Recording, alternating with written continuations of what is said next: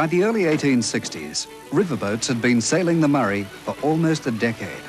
Yet their arrival in the river ports was still greeted with great enthusiasm by the townsfolk and the graziers alike. After all, it was their only link with the outside world. Not only did they bring long-awaited supplies, but the news as well. Even after 10 years, these services were still not reliable. The rivermen, after all, were only traders, selling their wares to the highest bidders. You were never sure that the riverboat had not sold its last stocks of food and other supplies at the last port of call and was just looking for extra cargo to take back downstream. There she comes. It was the gold rush that sparked the river trade. The profitable short haul from the seaports to the goldfields absorbed all available transport of the time: bullock trays, coaches, and even simple wagons.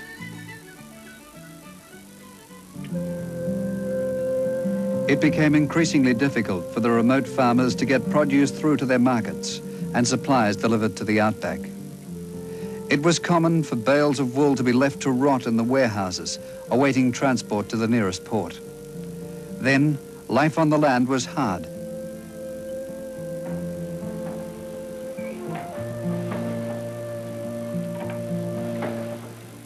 Even before the South Australian government offered rewards for the first 2 men to put large paddle steamers on the Murray, a young miller named William Randall had started work building his first paddle steamer, the Mary Ann. The Mary Ann was not a pretty boat, for she had been hand-built by Randall with available materials. Randall spent months building her near the South Australian port of Mannum, where her original boiler now stands.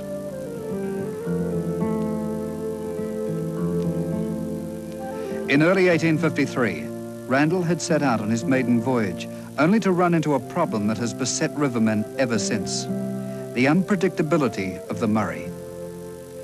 The river level had fallen well below expectations, and Randall was forced to turn back. Later that year, loaded with cargo, the Mary Ann set out again. But by this time, a merchant Navy captain, Francis Cadell, was arriving in the Murray on his paddle steamer, the Lady Augusta.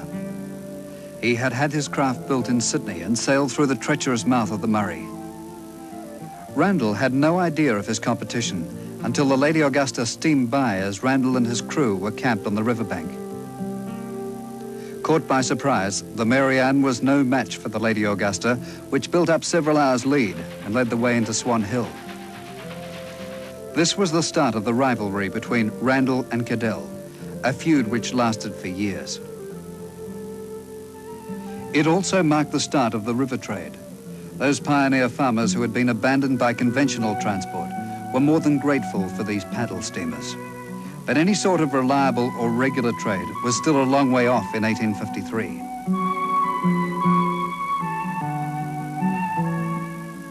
Rivalry continued as Randall enlarged the Mary Ann to a double hull and called her Gemini. Cadell bought the PS Melbourne and ordered 2 more vessels from Scotland, which were brought out in kit form and built up on the river's edge. Australia had created its own Mississippi.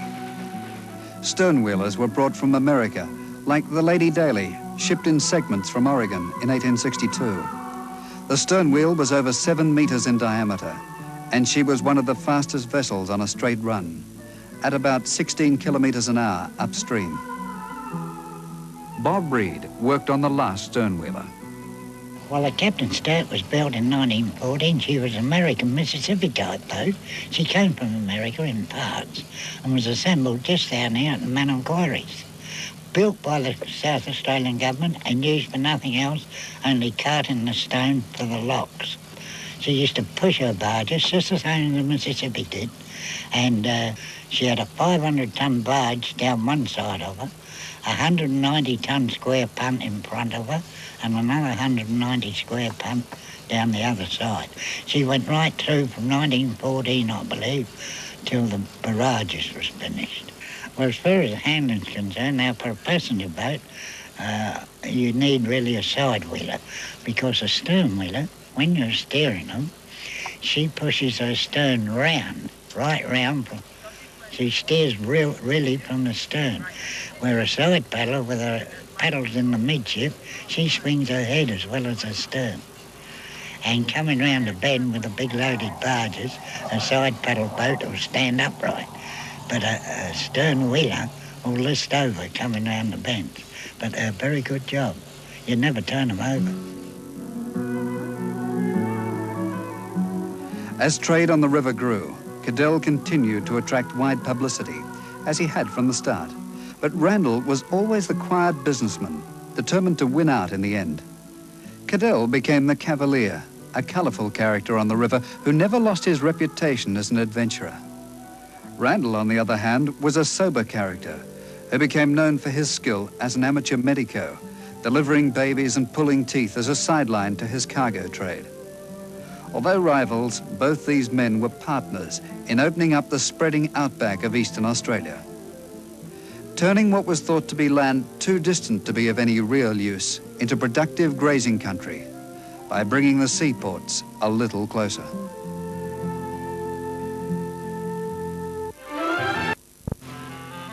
Early rivermen like Randall and Cadell navigated the Murray by instinct. They had to, but there were no maps or charts, nor anyone to give them accurate or reliable indications of what this temperamental river would do. Captain Charles Sturt made a trip down the Murrumbidgee and the Murray in 1830 in a whaleboat. He was the first man to substantially navigate the Murray and experience its changeable nature firsthand. Sometimes it would run high and the sailing was easy. Other times it would be a raging torrent, and within just a few months, a series of muddy waterholes, barely navigable in a canoe. To cater for these fluctuating conditions and allow the Murray to be utilised for as long as possible during the year, Murray paddle steamers were built far smaller than their American counterparts, which were virtually floating hotels.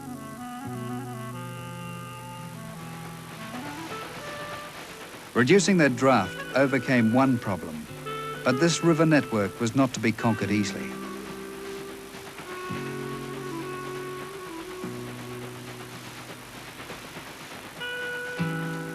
The overhanging river gums which line the banks need flooding at least once a year.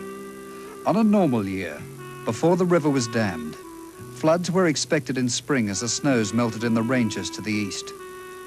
But in the event of a warm winter and a drought, the river would remain low. The ecology would be upset.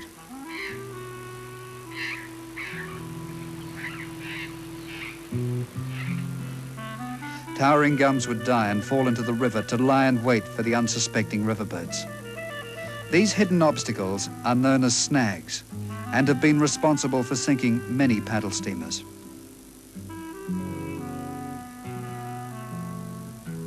Men like Randall and Cadell knew that if they were to handle this river, they must chart their courses and keep them constantly updated to match the changing conditions.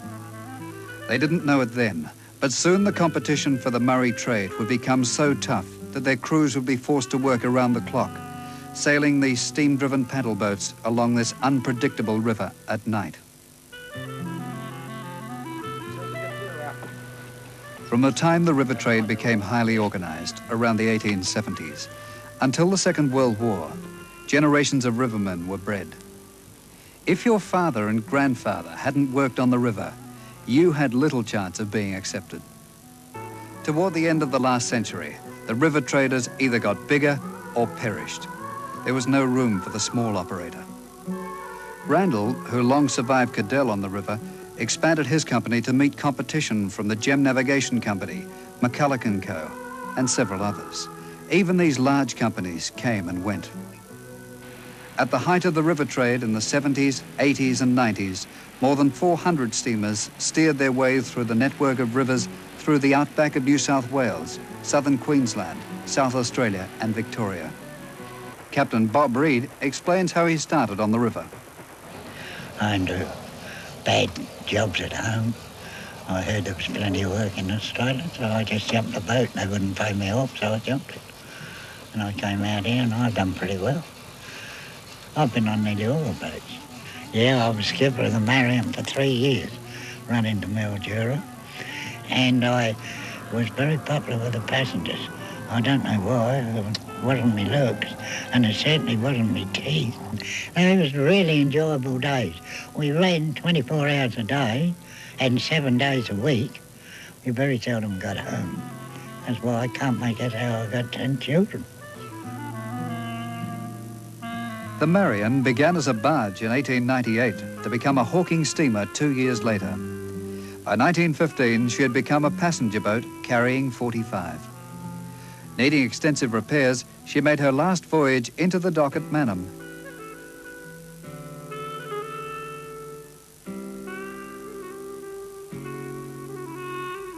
One of the greatest problems facing the river traders of the last century were the restrictive interstate tariffs placed on goods crossing the state boundaries. At that time, free trade did not exist, and many paddle steamer captains were persecuted by customs officials along the river.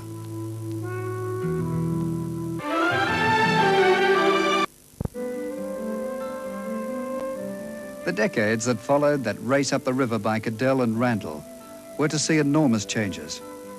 Some graziers who had barely existed prior to the development of the river trade speculated on the future of the country and parlayed their modest holdings into fortunes.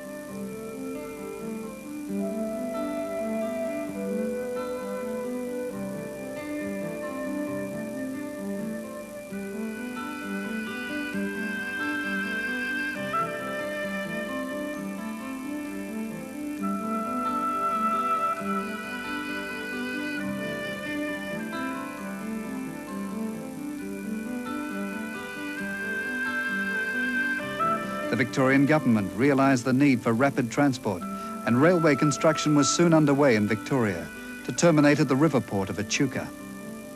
By 1864, the rail line to Melbourne was operative, and for the next 14 years, Echuca had a monopoly on moving wool by rail from the Murray, Darling and Murrumbidgee.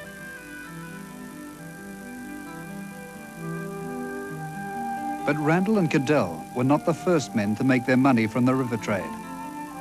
Only months prior to Randall making his voyage up the Murray, James Maiden, a former prisoner from Port Arthur in Tasmania, set up a horse-drawn river punt and inn to allow travellers to cross the river near Moama on the north bank. Several years later, Henry Hopwood followed his example at Echuca on the south bank, several kilometres downstream. Both men became millionaires from their punt businesses and their investments, but Echuca was the port which prospered, and eventually Maiden closed down after he lost his money in cattle. Hopwood had virtually taken all his business away by undercutting the toll. After Maiden became bankrupt, Moama declined. Hopwood's became the main crossing and the early beginnings of the town of Echuca. That Hopwood's venture was prosperous is evident. He built the Bridge Hotel in 1859, claiming it to be the finest outside of Melbourne. It has been carefully restored. Echuca was the Chicago of Australia and the largest inland port. There were 89 hotels in its golden days, but gold petered out, and after the railway arrived in 1864, wool became the main produce handled.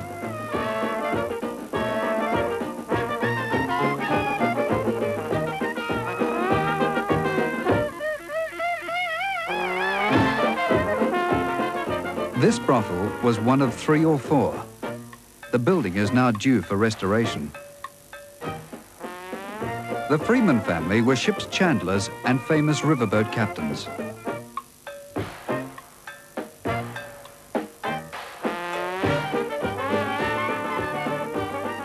The business is still operated by Ray Freeman, who owned one of the most colourful buildings in the old town. The old double-storey brick building, that was the Murray Hotel. The first door on the left-hand side was the bar of it. When the new Murray Hotel was built, the old hotel section became the gambling dens, divided into all little compartments in there. There's one door in, no way out. If you were caught in there, you were in there, and you stopped there. How the smoke got out, we don't know either.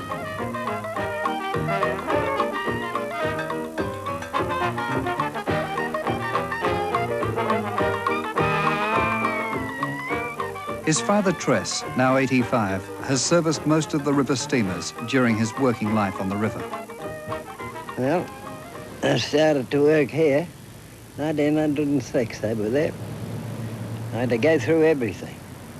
Blacksmith, turning, fitting, moulding, and everything. I had put in 7 years. I got a rise of £0.5 each year.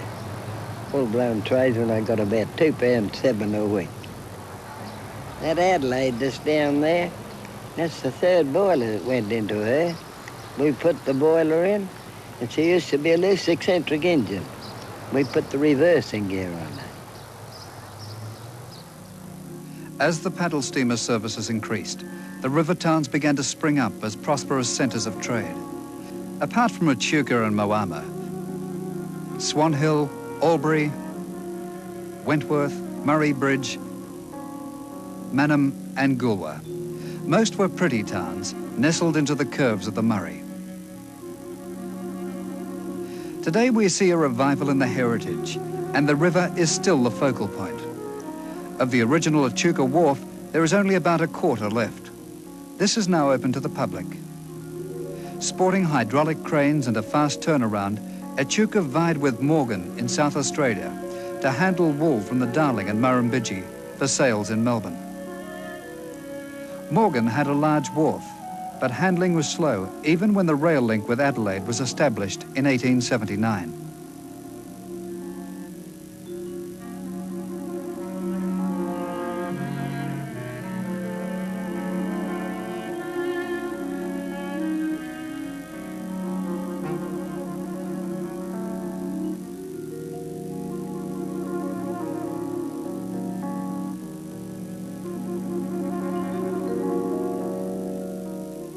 Of the two historical bottom-end towns, Mannum is the most interesting.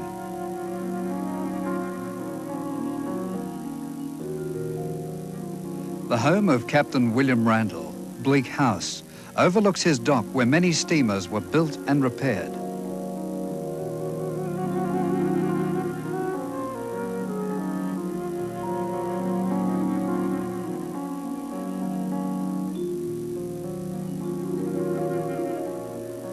It seems that some riverboat captains did well out of the trade.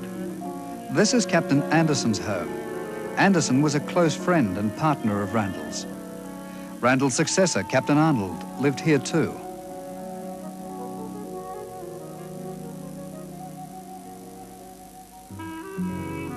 Near the river mouth, Goolwa was the home port of Captain Francis Cadell until he left the river in 1859. Only to be murdered by his crew during a mutiny in the Pacific Islands.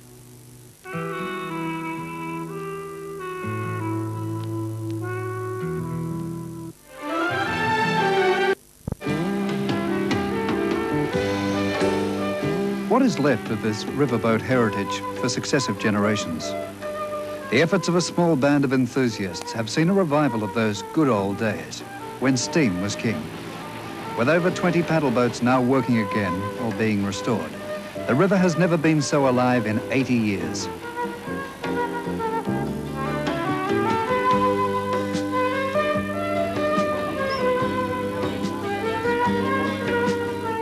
The Rothbury is famous for its race against the PS South Australian.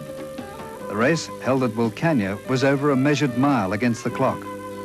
Rothbury lost the race when she lost steam after being ahead at the halfway point.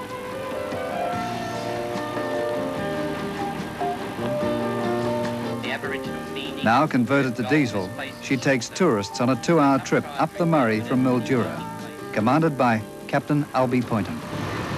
Well, the Rothbury was originally built in 1881, and during most of its lifetime it was used as a towboat, towing barges mainly loaded with timber, logging barges, towing logging barges. And it's proved to be the fastest and the most powerful paddle steamer on the river in its heyday. But in latter years, there was very little work on the river for the paddle steamers. They deteriorated, and like all the other paddle steamers, when I bought the Rothbury, it was almost a total wreck. The Rothbury was the third paddle steamer that I attempted to rebuild. The first one was the paddle steamer Mayflower, which took me 2.5 years to rebuild, and that was 20 odd years ago. Then I rebuilt the paddle steamer Melbourne, which took me about 2 years. So the rebuilding the Rothbury took about 7.5 years. I've rebuilt 3 old paddle steamers, and now I'd like to try my hand at building a new one from scratch. And then I could employ all the ideas of the original paddle steamers and with my ideas of what a modern tourist boat would be. Yes, I would still use paddles. Yes, there's something about the sound and the ring of paddles that I wouldn't like to handle a boat without that sound and excitement. About modern ideas of people, the tourists, is to do their own thing a lot. So I see a great future on the river for houseboats and hire boats, speedboats, cabin cruises, and even canoes. I still think there will always be a paddle steamer on the river carrying passengers.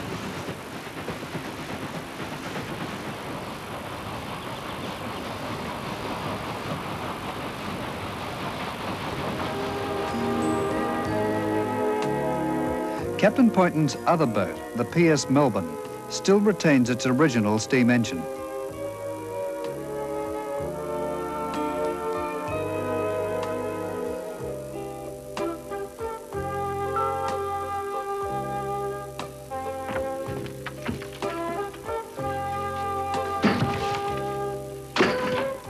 The Melbourne is a third with that name.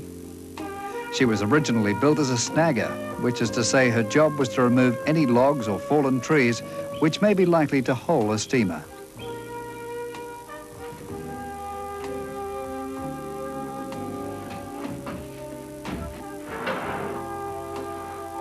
The 1920 model steam engine requires some 8 hours to warm up before a full head of steam is available. This is so that the sealed joints may expand evenly with the boiler itself. Final preparations are begun 2 hours before leaving home.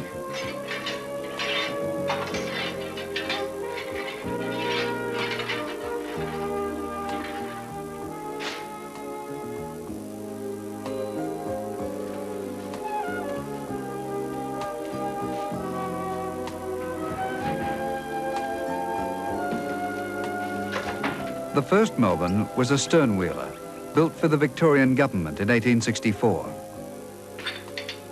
The present Melbourne is a composite boat with a red gum hull for endurance and iron topsides for lightness. The steel frames, bulkheads and topsides were fabricated at the government dockyard at Williamstown, then railed to Kundruk, where the steamer was put together and launched. The vessel carried out her most spectacular job in 1939. In that year, a sudden flood came down the Goulburn into the Murray, piling up about 2,000 tons of logs against the Torrumbarry Weir and jamming it. The Melbourne, which by then had been sold by the government, was brought back into commission to clear the mass away.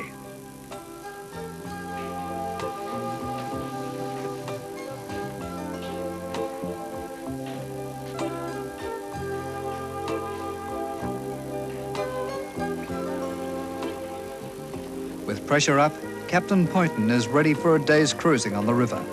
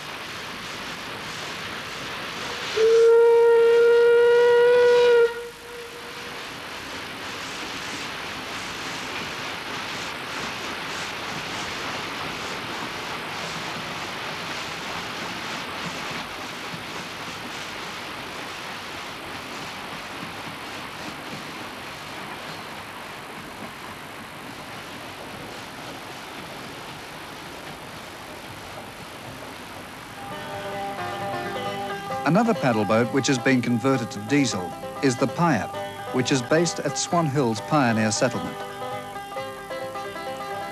Built in 1896, she was originally a hawking steamer or floating general store. Passengers preferred to travel with a Piap rather than with regular steamers because the long stays made the journey far slower. Her captain is Eddie Hazelman. I have been on about a dozen boats or more, and boats like the Adelaide, Edwards, Oscar W, the Gem when we were towing it to Swan Hill, the Pipe, Enterprise, Melbourne. A lot of these boats, some of them are now out of commission, some are back in commission. Boats like the Adelaide is now going back after some 20-odd years sitting on the riverbank, which is, great to see. Then with the Pipe, one we're on now, well, that was quite interesting, having the business for so many years and having the ticket. I thought to myself, well, do we carry on with the business? Getting harder to operate, small businesses are, and I had the ticket, and the owner of the Pipe decided that he'd like to leave the vessel and take somebody else on the job, so I've been here nearly 5 years now.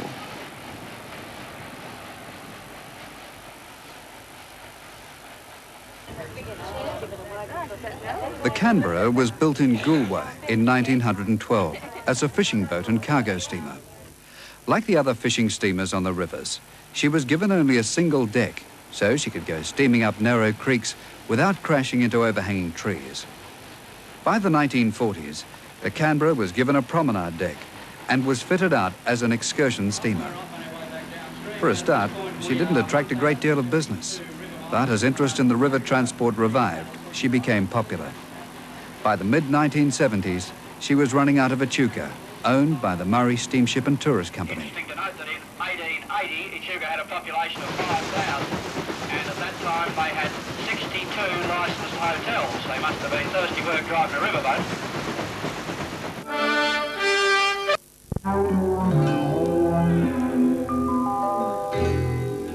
Today, the remains of once proud ships can be seen along the banks of the inland rivers.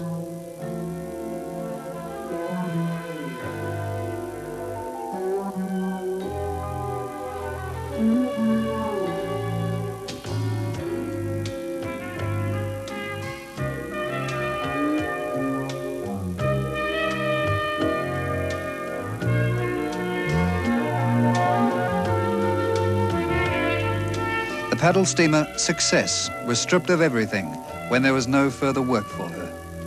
She was one of 55 vessels owned by William McCulloch and Company, the biggest steamship company in the 1880s.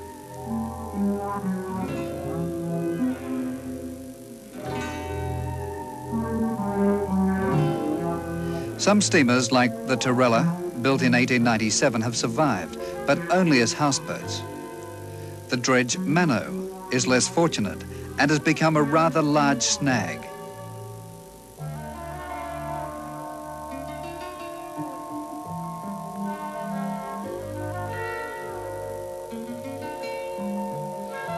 The PS Sapphire, once a sturdy cargo boat, was left here when trains and trucks moved everything faster and faster.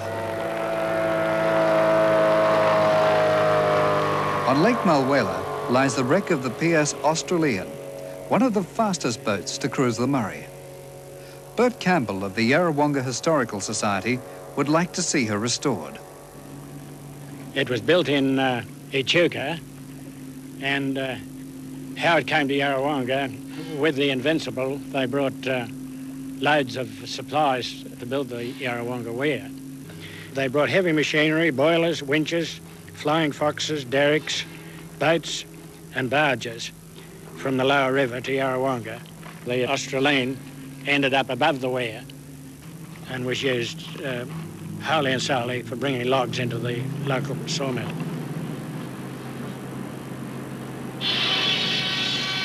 When the weir was filled, it gave access to many islands where there were beautiful stands of timber that could not be utilised prior to the completion of the weir. The present mill owner, Jimmy Orr, I think would be one of the youngest men ever that had to do with one of these riverboats. I did work on the Australian for a couple of years when I first came to the mill. I was very young then, I'd only be 16, and wasn't an engineer or off-sided to the engineer or anything. I did steer it occasionally, under supervision that was. The boat was running previous to 1945, and eventually it was moored down alongside the traffic bridge here, and one night it sunk overnight. After that, the uncle and the grandfather, they cut the steam engine up for scrap. The ships that remain today are important to the men who grew up on the river, like Captain Alan Moritz. As far as paddle steamers go, well, they're one of Australia's biggest histories. You know, they opened up the whole of the north part of the country here, and a lot of people don't realise it.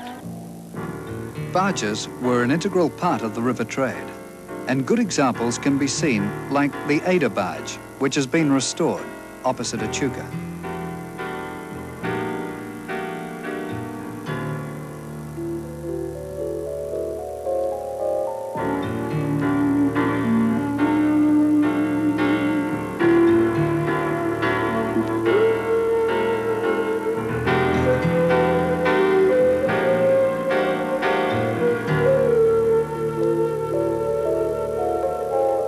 The old red gum hull of the Federal barge has been turned into a houseboat.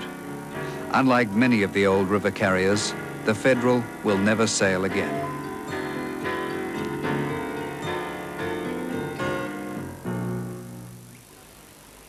The range of activities that these old paddle wheelers are now being used for is wide and varied. The Mayflower is operated by Stan Wilson out of Swan Hill.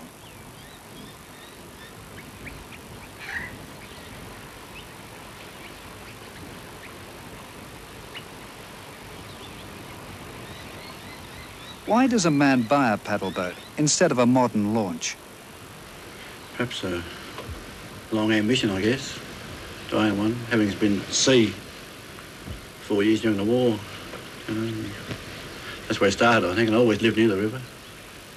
I'd seen the boats years ago when I was a kid. And had a chance to get this one, and now we've got it. But, well, it was built as a hawking boat originally, used by a chap, West Indian, and his wife, and they lived on it for many years. I think he was a bottle-o. Eventually lost it at Swan Hill for non-payment of debts. Then it became a fishing boat with various owners until it was restored in Mildura in the late 50s. We've completely rebuilt the hull and replaced most of the top, so it's really a complete rebuild. Well, we're 18 months on the bank just around the corner, actually. We pulled out on the bank with a tractor on a temporary slipway.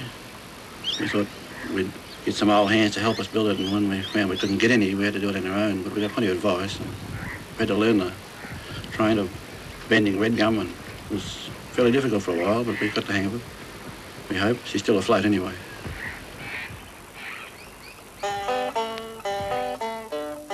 The Atona was built in 1899 for the Anglican River Murray mission. The minister travelled to the stations along the banks, baptising and marrying in the small chapel in the stern. Archie Connor used her later as a fishing boat. The PS Pevensey, built in 1911, lies at the wharf at Echuca. She was the last cargo boat on a regular run, a fortnightly return trip between Morgan and Mildura. Pevensey, well, my dad put the engines in, and he cast all the castings for the paddle wheels, paddle centres. I had to help to fit the paddle wheels together and drill holes here and there and cut and screw pipes. Beached in Wentworth Park, the PS Ruby was built in 1907. With her shallow draft, she was able to carry passengers when the Murray was so low that it was impossible for the larger Marion.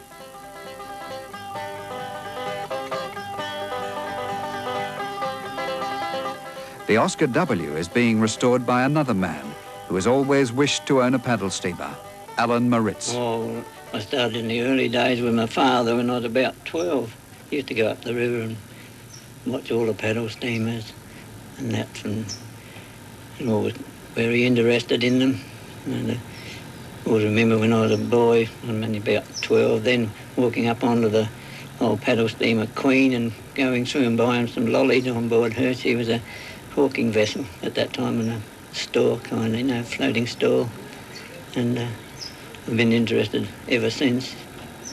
I chased around after a paddle steamer for quite a long time, and there wasn't any available, and at that particular time Oscar was about the only one working, a real genuine steam one.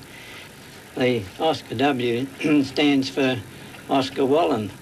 Oscar was built for Captain Charlie Wallen at Echuca, and he named it after his son Oscar. His son was killed in World War I. I want her in her original condition. That's what the whole aim has been, you know. The engine and the boiler's been done. That's all first-class condition. I've got most of the sides in there and a lot of the bottom, but still a lot to do to it, and it's very costly too. I've been using my own money as I've been going along, and I've applied for government funds, but no go. They don't seem interested at all.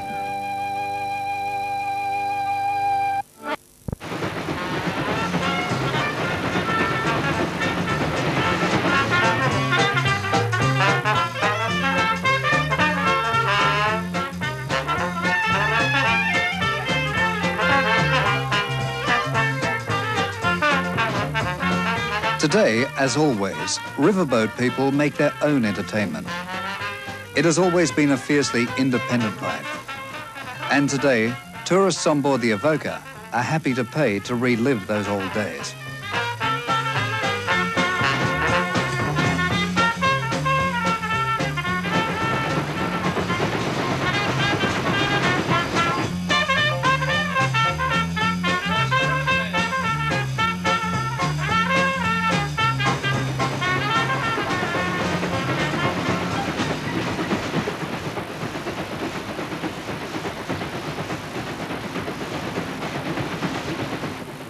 Several paddle boats now offer 5-day cruises on the river. Built at the turn of the century as the TP barge, this boat was converted in 1911 to a steamer and named the Wanera. Of course, one of the directors reckons that was a very insecure venture because back in 1912, this is when the paddle boats start to fade away, and Wanera means the fading era. And she traded on the Murray, Darling and Murrumbidgee rivers for many years. And she laid up at Mildura, I remember at Anderson Sawmills, as an old derelict. She was used as a towboat until bought by Captain Jack Searles in 1938. And the dealer, Norman Collins by name, he walked into my office. So I said, "What are you going to do with the Wanera, Norm?" "Oh," he said, "I've done everything I can with her." He said, "She's just there now for sale as a hulk." "Oh," I said, "What do you want for her?" He said, £90. I said, "I'll buy her. Will you take a cheque now?" And there on the spot, I became the owner of the Wanera. So it came to 1950, and I saw the opening for a passenger steamer on the Murray, and got to work and converted the Wanera from her cargo use to passenger use to carry 33 passengers. The first diesel-powered steamer on the Murray.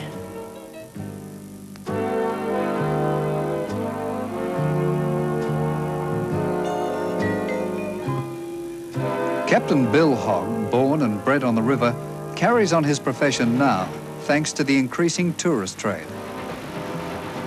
The first boat I ever worked on, as a snotty-nosed kid, I suppose, was on the Murrumbidgee with the old man. There was no pay in it, it was all experience, I suppose. Then after we left Echuca, we went down to South Australia, and the old man became the skipper of the Marion.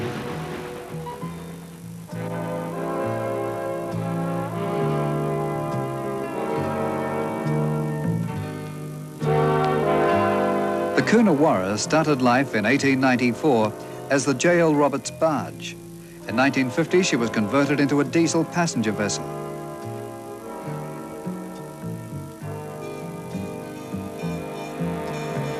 Two famous passenger boats are now in dock. Built at Moama in 1877 as a passenger boat, the Gem had spring mattresses and electric light.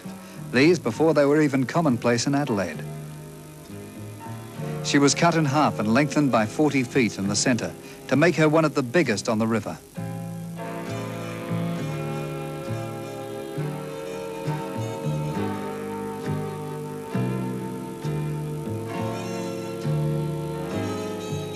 In the Gems restaurant, early travellers ate well, as they do today.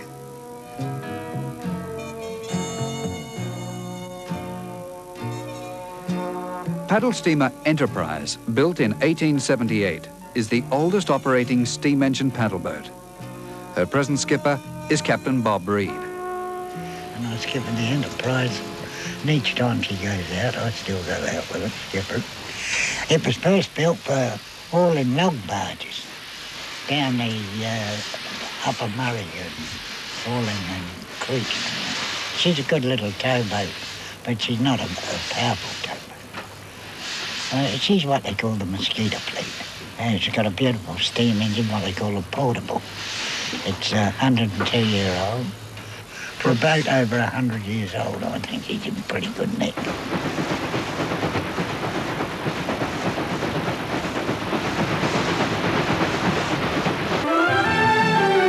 Trade on the Murray has replaced the old wool trade.